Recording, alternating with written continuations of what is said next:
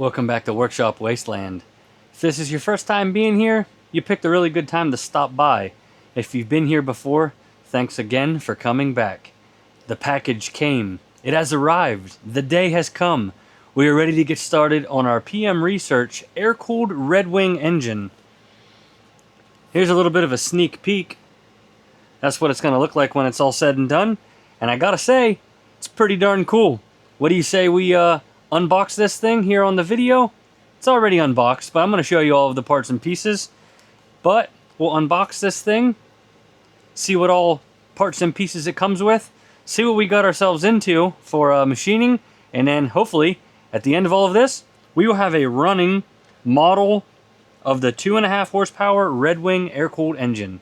Stay tuned. Let's get this thing unboxed.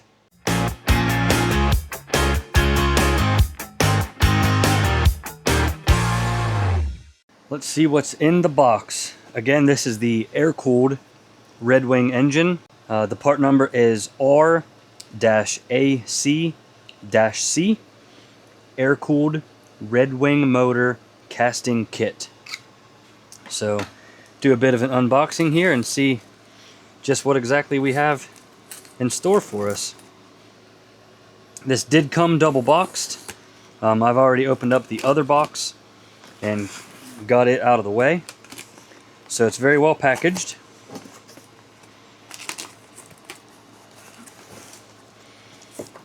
All right, let's see what on earth we have going on here. First and foremost, wow, that is a lot of paperwork to machine this thing.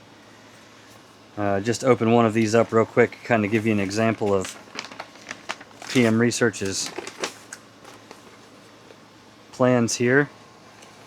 This looks like electrical enclosure assembly. I don't know if maybe that's something we'll be building. Not 100% sure what that is. I mean, I know what an electrical enclosure is, but I don't know exactly. Oh, this is to build the buzz coil. Okay, so if you're going to build a buzz coil, this is going to tell you how to do it. If you're going to buy one, of course, you could buy it from their website. But yeah, we got a whole bunch of plans here. Again, they look to be 1-to-1 scale, which is awesome. I like the 1-to-1 scale drawings. You can see that's pretty darn detailed there. That's probably like an exploded view of the engine, which is sweet. Another set of plans, another set of plans, another set of plans. Oh, and then we have, looks like a nice book. Hopefully this is like tips and tricks. Yeah, this looks pretty good. Oh, there's going to be making the crankshaft. We made a similar piece to this before for machining our steam engine.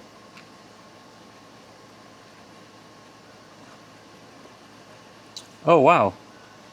These must be serialized engines. This says I have number 258. Serial number for this engine is 258. So that's pretty cool. That is a lot of work ahead of us in that stack of paper.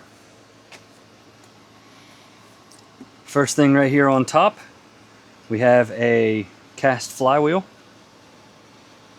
Certainly there's two of these in there. Looks like they have a kind of a bolt feature casted into the flywheel. Not too much flashing on this casting. That's pretty good overall. So that's our first casting. This is probably the cylinder, I would say. Yep. So our cylinder, that's got a big pit in it. Hopefully that's not going to become a problem. Depending on how much we have to bore out of this, that air pocket or, you know, a casting defect may become a problem. I hope it doesn't. Maybe we could sleeve the cylinder or something if it does become a problem, but that looks to be the cylinder casting.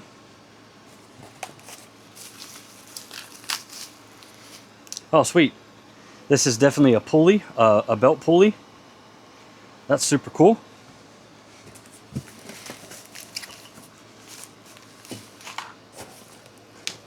Holy cow. I should point out that this package was 42 or 43 pounds. So this is a pretty big engine. As if you can't tell from that base casting right there. That is a behemoth piece of cast iron. So this thing's going to be pretty big when it's all said and done. And I'm here for it. I am super excited to get this thing started. Again, pretty nice casting. Definitely have a lot of flashing and stuff to clean up on this, which is okay. This is likely our cylinder head. These are probably holes for the valves, maybe for a spark plug. Not 100% sure yet, but I'd say that's our cylinder head. Piece of bar stock. Most likely, if I had to guess, for the piston. Not 100% sure what these are. One has a big bolt lug on the end of it. Guess we could look at the picture. The picture doesn't really tell you. Oh, this is the muffler. Okay, that's cool. These two pieces will go together like this with a little bit of a space in between them, and they'll become the muffler for the exhaust. It's pretty sweet.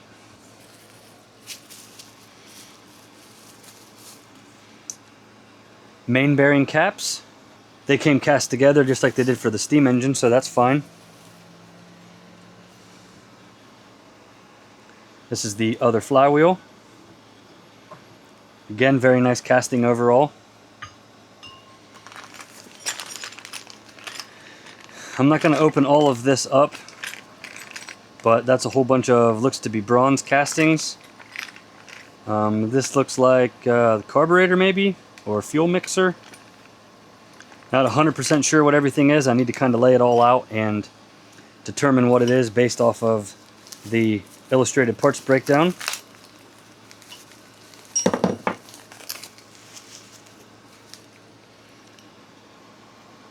All too familiar crankshaft. This is exactly what the one for the steam engine looked like.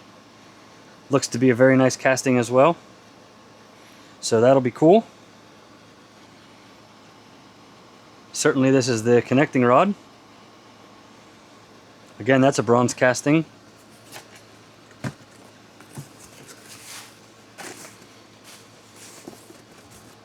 And then we have a box here with what looks to be a bunch of little stuff in it.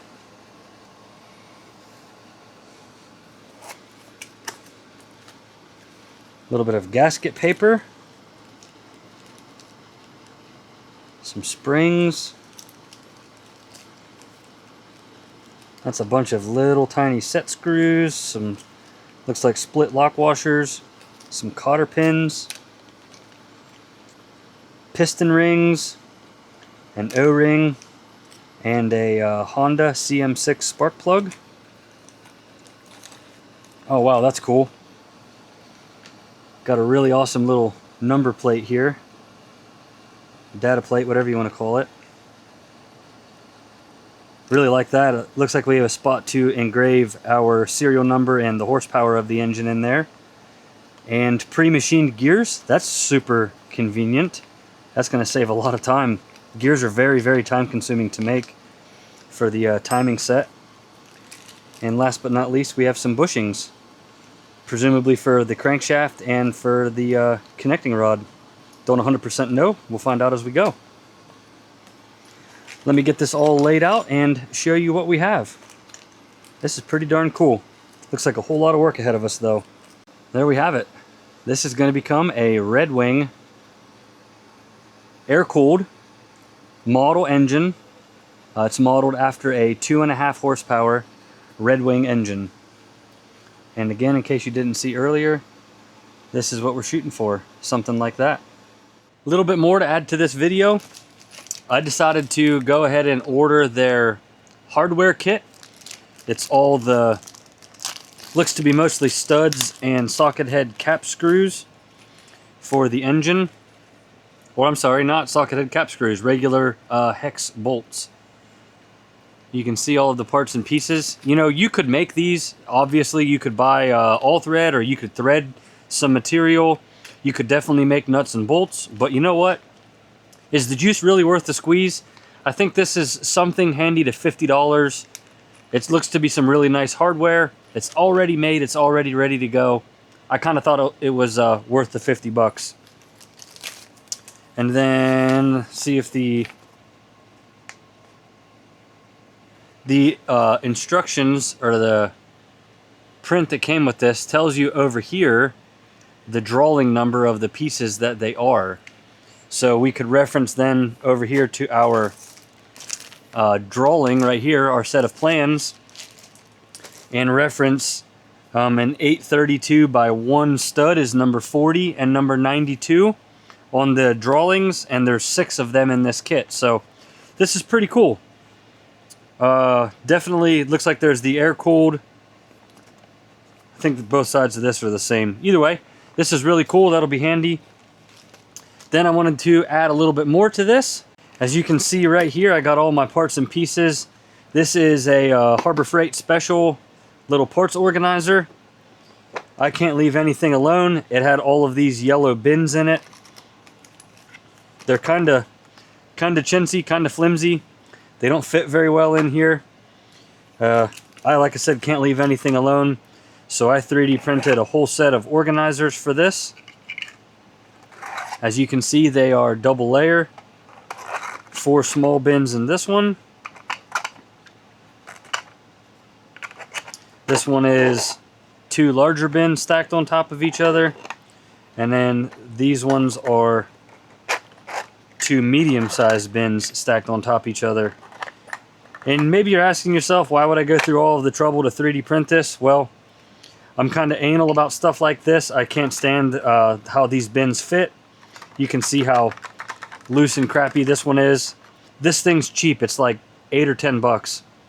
So you can't expect a lot out of it, but this will work really well to keep everything organized. Can put my hardware in here. Probably going to go through and sort it in my small bins right here. And we will have everything set up and be able to stay right here in this little plastic organizer. Lock it closed. As we get parts finished, they can be in here. They can be protected. If we get them powder coated or whatever, they can stay in here and they won't get all banged up from floating around the shop. And then hopefully also, of course, we don't lose them, because they will be right here along with all of our plans and our literature that came with this engine kit. So here we go. Should be perfect. And I have to say, on a first once over, kind of a first look at all of this, I'm really impressed with these castings. Besides that one tiny defect in the cylinder casting, man, this thing looks really, really, really good. So I'm super excited to get this started. Most of the flashing on the castings is very minimal, which is good. The flywheels are aligned. This was most likely 2 halves that came together, and they're not mismatched real bad like that. So whenever we machine them, we'll be able to take off a very minimal amount of material. This is the base casting again. I did go through and clean it up a good bit with my angle grinder already. So it's not smooth, it's not machined yet, but this is going to be the piece most likely we'll get started with, I would say. Will be the main casting and kind of build from the ground up. So again, overall, I think this is a really, really awesome kit.